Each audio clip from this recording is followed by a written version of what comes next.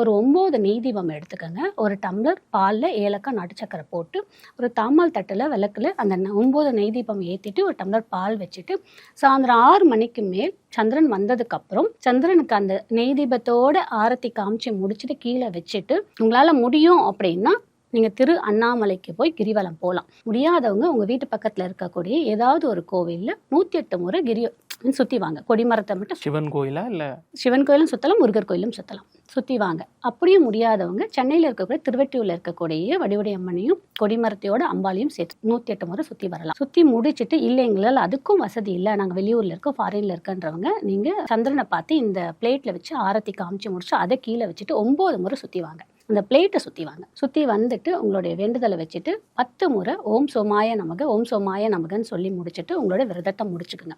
விரதம் முடிக்கிறதுக்கு முன்னாடி யாருக்காவது தானம் கொடுத்துட்டு அப்புறம் விரதத்தை முடிங்க.